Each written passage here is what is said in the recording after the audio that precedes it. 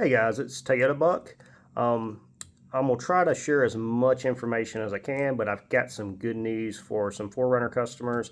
This has been a common question that has been repeatedly asked from the 4Runners that we have sold, and it's about lift kits.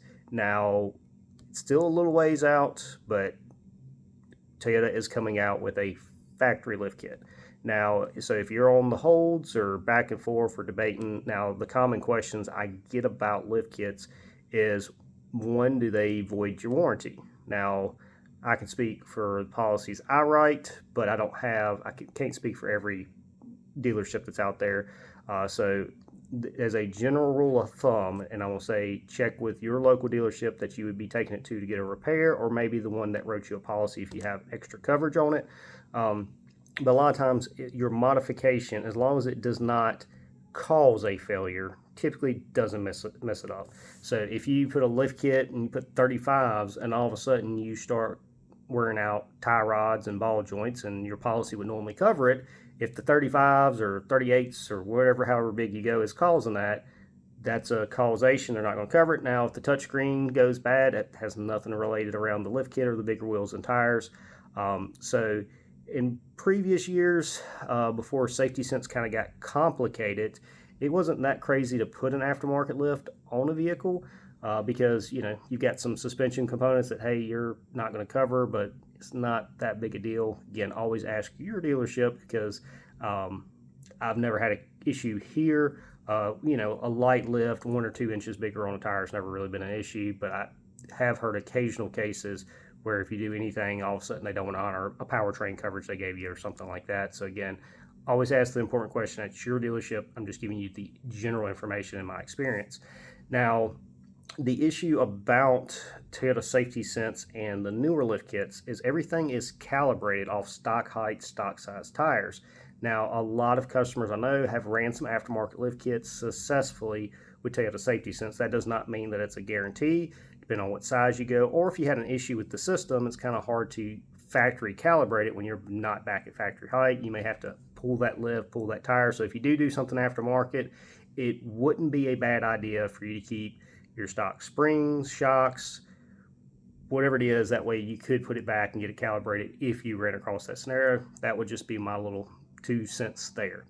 Now, the good news is Toyota is actually coming out with a factory lift kit. And while that's kind of important in this segment, or if this lift kit works for you, I'd recommend you do it, even if it's a little bit more expensive, is because Toyota actually calibrates everything for that lift kit for the Toyota Safety Sense system. So you're not going to run across that issue of, oh man, I'm having something quirky going on, and all of a sudden you're having to put everything back to stock, pay for recalibration and stuff like that. Everything's calibrated from Toyota. But Toyota is now coming out with a factory lift kit, and I'm going to give some of those details as much as I can.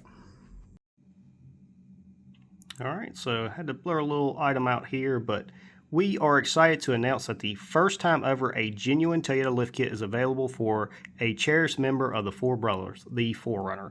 This kit will provide 2.5 inches of lift on the front with 1.5 in the back, giving an additional overall clearance of 2.5.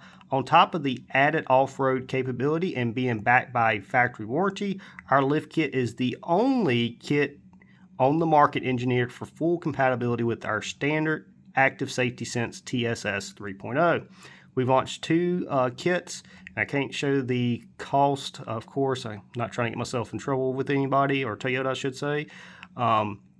But if I had to guess, it would be $3,000-ish in the range, somewhere there, depending on what your dealer charges for labor and markup there. I mean, they do have to make some money, but each engineered specifically for a vehicle. Now, it is very model specific, and I went ahead and did the math here for you, or a little bit of research. That way you know which ones it's not. So if you're debating lift kits and your model ain't on here, there's no point in holding out. If you have a limited and you want to lift it, Toyota's not bringing that lift kit to market, or Pro or Trail Hunter. I'm surprised on some of those being skipped, but the ones that are covered, no two-wheel drive vehicle is listed in those model numbers.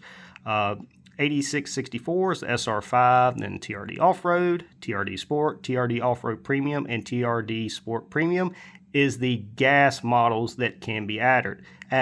There's only 2 hybrid models that cannot be added, and that's the TRD Off-Road Hybrid and TRD Off-Road Hybrid Premium. Kind of curious what you think. Sound off in the comments. I feel like Pro and Trail Hunter, they do have different shocks and everything, so they're set up a little bit different right out the box for suspension, but I'm kind of surprised that those 2 is not an option because they seem to be popular ones to get lift kits installed. So let me know what you think about that. And then that's little bottom sections. These kits do not require the use of a spring compressor, as the front springs and shock come fully pre-assembled, allowing for a straightforward bolt installation. The availability of this kit will be at a later date. No ETA to share. In my experience, most of the time when I've seen something like this, it's typically anywhere from 2 to 6 months, so not in the too far distance future. We should see that lift kit coming available. If you do want to have any updates on that, I can try to do quick videos to find out more, but I figure I'd go ahead and get this kit out or information about this kit out. So if anybody's on the fence, it's coming if you want to do the factory Toyota. If you have any questions or anything, drop in the comments. Hope you have a good one. Welcome to the channel. I have over a decade of experience in the Toyota world, and when questions get technical, I'm typically the go-to person. If I don't know the answer, I'll do my best to figure it out. Automotive industry changes quickly. This channel is for inspiring salespeople, people debating buying, and enthusiasts all alike. This will include walkarounds, how-tos, configurations, specs, along with some common asked questions. So if you have any, drop them in the comments and it could be the next video. If you found this video helpful, please like and subscribe. And until the next one, keep the wheels moving and hope you have a good one.